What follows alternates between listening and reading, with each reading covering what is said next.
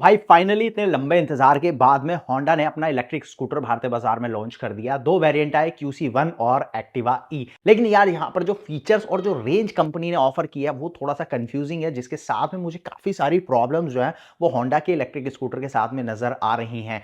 और वो क्या प्रॉब्लम्स हैं, क्या आपको फेस करना पड़ सकता है अगर आप होंडा एक्टिवा ई या फिर QC1 खरीदते हो, तो वो मैं आज आपको बताऊंगा इस वीडियो में। तो देखो, अगर आप इलेक्ट्रिक स्कूटर सेगमेंट को देखोगे तो यहाँ काफी ज्यादा कंपटीशन है, क्योंकि हर एक ब्रांड की तरफ से आपको एक अच्छा इलेक्ट्रिक स्कूटर आप ऑफर किया जा रहा है। चाहे आप टीवीएस की बात करो, टीवीएस आई क्यूब, जहां पर आपको लगभग 2.2 किलोवाट आवर से लेकर बड़ा 5.2 किलोवाट आवर तक का बैटरी पैक मिल जाता है, जिसके साथ में आपको अलग अलग वेरिएंट मिलते हैं, तो अलग अलग रेंज के ऑप्शन टीवीएस ऑफर कर रहा है। इसके अलावा हीरो का विडा वन आता है, जिसके अंदर आपको रिमूवेबल बैटरी सिस्टम देखने को मिल जाता है, और उसके अंदर भी आपको अलग अलग वेरिएंट्स मिलते हैं। और साथ ही आपको मिलता है एथर रिश्ता, जो कि आपको वेरिएंट्स तो ऑफर करता ही है, साथ ही आपको बहुत जबरदस्त फीचर्स भी ऑफर करता है। और एथर जो है वो इंडियन मार्केट में क्वालिटी के हिसाब से काफी ज्यादा पसंद भी किया जा रहा है। और इन सब के बाद में ओला भी है, जो कि अच्छा खासा मार्केट शेयर भी लेकर बैठा हुआ है। हाल फिलहाल ओला के साथ में थोड़ा सा सर्विस वगैरह को लेकर बहुत ज़्यादा प्रॉब्लम्स चल रही हैं, लेकिन उसके बाद भी अगर आप पर्टिकुलर स्कूटर की बात करोगे,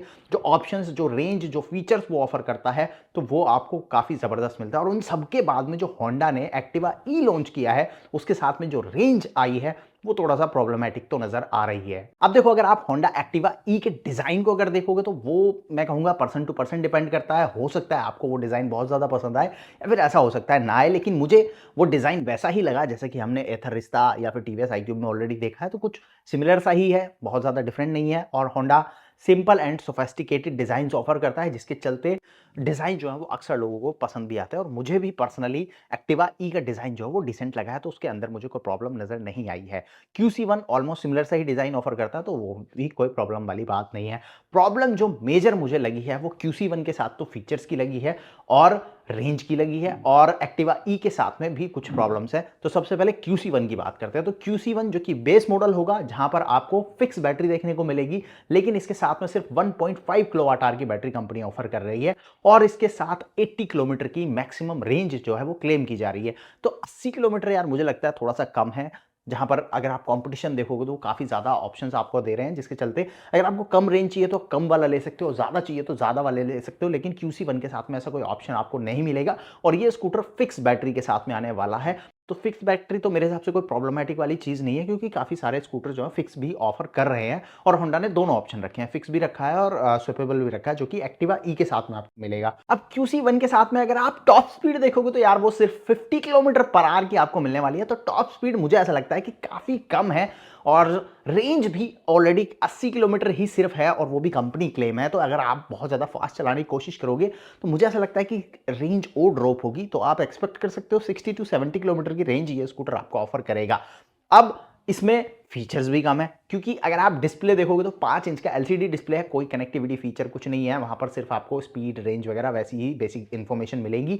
इसके अलावा अगर आप फ्रंट व्हील देखोगे, तो उसमें आपको सिर्फ ड्रम ब्रेक मिलने वाला है, डिस्क ब्रेक नहीं है। इवन रियर व्हील, जहां पर आपको 10 इंच का व्हील ऑफर कर रही है कंपनी, और हब मोटर आपको यहां पर ऑफर की जा रही है। तो काफी बेसिक सा स्कूटर जो है वो QC1 होने वाला है। अब सारा जो खेल बनेगा वो इसकी कीमत के साथ में बनेगा। अगर कंपनी इसकी प्राइस को कम से कम लेकर आती है, तो ये अच्छा ऑप्शन जो है वो बन सकता है, लोगों को पसंद आ सकता है, क्योंकि होंडा रिलायबिलिटी के लिए काफी ज्यादा पॉपुलर है, जिसके चलते लोग इसको पसंद कर सकते हैं। लेकिन अगर इसकी प्राइस कंपटीशन से ज्यादा हुई, तो फिर वहां पर प्रॉब्लम जो है वो आपको फेस करनी पड़ सकती है होंडा। और मुझे ऐसा लगता है कि प्राइस पर थोड़ा सा ध्यान देना, क्योंकि यहाँ पर चेतक इलेक्ट्रिक को काफी ज्यादा लोग पसंद कर रहे हैं, क्योंकि वो कम प्राइस में काफी कुछ ऑफर कर रहा है। और टीवीएस आई क्यूब भी यहां पर है, जो कि आपको अलग अलग बैटरी वेरिएंट्स ऑप्शंस दे देता है, जिसके चलते लोग उसकी तरफ भी काफी ज्यादा जा रहे हैं। अब बात करते हैं दूसरे स्कूटर की, जो कि है एक्टिवा ई, और इसके साथ में मुझे कुछ ज्यादा ही प्रॉब्लम नजर आई है। रीजन, एक्टिवा ई के अंदर आपको स्वैपेबल बैटरी सिस्टम मिलेगा, और इस स्वैपेबल बैटरी सिस्टम के साथ कंपनी ऐसा कह रही है कि हम स्टार्ट करेंगे सिर्फ 3 शहरों के साथ में, पहला बेंगलोर, दूसरा मुंबई और तीसरा दिल्ली। तो शुरुआती टाइम में आपको सिर्फ इन 3 शहरों के अंदर ही स्वैपेबल बैटरी सिस्टम देखने को मिलेगा, और इन 3 शहरों में ही आप एक्टिवा ई को खरीद पाओगे। जो कि मुझे ऐसा लगता है कि थोड़ा-सा एक नेगेटिव पॉइंट है इस स्कूटर के लिए। क्यों? क्योंकि यार एक्टिवा ई वो स्कूटर है जो ज़्यादा रेंज ऑफ़र करने वाला है। इसके साथ में 102 किलोमीटर की रेंज क्लेम की जा रही है क्योंकि यहाँ पर 1.5 किलोवाट आवर के 2 बैटरी लगाए गए हैं। तो 2 बैटरी होने की वजह से आपको 102 किलोमीटर की रेंज ये स्कूटर ऑफ़र करेगा, 80 किलोमीटर पर आवर की टॉप स्पीड ऑफ़र करेगा। इसके अंदर 7 इंच का कलर डिस्प्ले लगाया गया है जिसमें आपको ज़्यादा फीचर मिलेंगे, तो लोग इसकी तरफ जाना चाहेंगे। लेकिन अगर आप इन 3 शहरों से नहीं हो तो आप इस स्कूटर को कम से कम 1 साल तो नहीं खरीद पाओगे।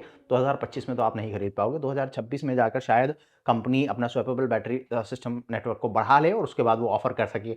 अब यार आप कहोगे कि कोई बात नहीं, हम बिना स्वैपेबल के ले लेते हैं, तो आप इस स्कूटर को बिना स्वैपेबल सिस्टम के चार्ज ही नहीं कर पाओगे क्योंकि यहाँ पर स्वैपेबल सिस्टम ही इस स्कूटर को चार्ज कर सकता है। इसके अंदर कोई भी चार्जिंग पॉइंट कंपनी ने ऑफर नहीं किया है, जो कि मुझे कम ही लगी क्योंकि अगर आप हीरो विडा 1 देखोगे तो उसके अंदर रिमूवेबल बैटरी है, लेकिन उसको आप घर पे भी चार्ज कर सकते हो। तो वो वाला सिस्टम एक्टिवा ई में क्यों नहीं है, पता नहीं यार, मुझे समझ नहीं आया। और हाँ, चार्जिंग से एक और चीज़ मुझे याद आई, QC1 जहाँ पर आपको घर पर चार्जिंग देखने को मिलेगी 1.5 किलोवाट आवर बैटरी के साथ में, भाई उसका चार्जिंग टाइम 6 घंटे 50 मिनट आपको मिलने वाला है अगर आप 0 टू 100% चार्ज करते हो। 7 घंटे में वो स्कूटर चार्ज होगा और मात्र चलेगा 80 किलोमीटर। तो ये रेंज और जो चार्जिंग टाइम है यार, वो काफ़ी अलग मतलब आपको देखने को मिलेगा। 7 घंटे लगाने के बाद आपको सिर्फ 80 किलोमीटर की रेंज मिल रही है, तो चार्जिंग टाइम मुझे लगता है बहुत ज़्यादा है इस स्कूटर के अंदर क्योंकि उतना बड़ा बैटरी पैक भी नहीं है, तो जिसके चलते इतना चार्जिंग टाइम क्यों लग रहा है यार? फास्ट चार्जर होना चाहिए था, चार्जिंग टाइम एटलीस्ट 3 से 4 घंटे होता, तो समझ में आता कि 3 से 4 घंटे लगाने के बाद आप 80 किलोमीटर चला पाओगे। अब 7 घंटे आप लगाओगे चार्जिंग में और उसके बाद सिर्फ 80 किलोमीटर ये स्कूटर चलेगा। इसके अलावा अगर आप एक्टिवा ई लेते हो जो कि स्वैपेबल बैटरी के साथ में आएगा, तो इसके अंदर आपको बूट स्पेस नहीं मिलेगा क्योंकि अंडर सीट आपको बैटरी मिल रही है। अब देखो, रिमूवेबल बैटरी सिस्टम तो आपको विडा V1 में भी मिलता है, लेकिन विडा V1 में रिमूवेबल बैटरी होने के बाद भी आपको डिसेंट स्पेस मिल जाता है क्योंकि हीरो ने विडा को इस तरह से डिजाइन किया है कि बैटरी पैक भी मैनेज किया जा सके और स्पेस भी। लेकिन एक्टिवा ई के अंदर ऐसा कुछ भी आपको देखने को नहीं मिलेगा।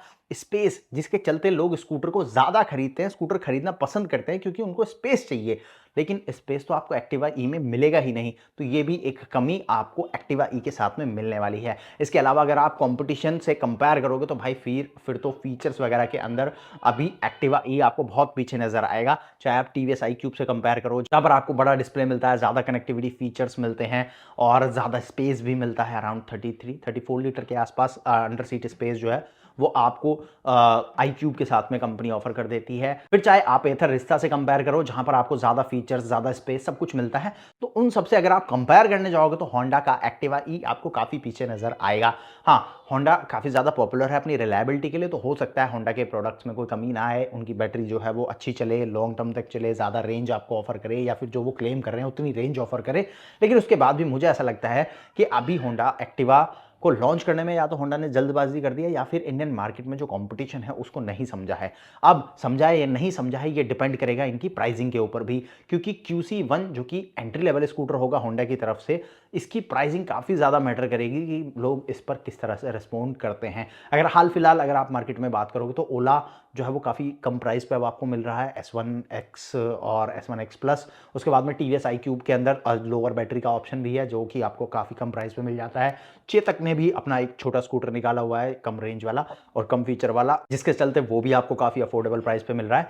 तो होंडा QC1 जो कि फीचर वगैरह से ही समझ में आ रहा है कि सस्ता होना चाहिए, अगर वो उनसे कम प्राइस पे नहीं आया, क्योंकि रेंज वगैरह तो वैसे भी कम ही दे रहा है, तो उनसे कम प्राइस पर अगर नहीं आया तो होंडा के लिए ये एक और नेगेटिव पॉइंट हो सकता है। तो देखो, क्या कुछ प्रॉब्लम्स आपको फेस करनी पड़ सकती है अगर आप होंडा QC1 या फिर एक्टिवा ई की तरफ देखोगे, तो मैंने आपको बता दिया है। स्पेस आपको नहीं मिलेगा, रेंज कम मिल रही है, सुपेबल वाला तो आप खरीद ही नहीं पाओगे अगर आप इन 3 मेजर सिटीज से नहीं हो जहां पर कंपनी स्टार्ट करने वाली है, और फिक्स बैटरी वाला लेते हो तो वहां पर रेंज स्पीड आपको कम मिलती है। बाकी और आपको क्या कमी नजर आई होंडा के इलेक्ट्रिक स्कूटर्स के अंदर, आप मुझे कमेंट में बता सकते हो। और अगर आपको ये डिटेल वीडियो पसंद आया और चैनल पर पहली बार आ रहे हो तो सब्सक्राइब करना और नोटिफिकेशन बेल को ऑन करना। बाकी इस वीडियो को यहीं पर एंड करते हैं, जल्दी मिलेंगे एक और नई वीडियो के साथ में।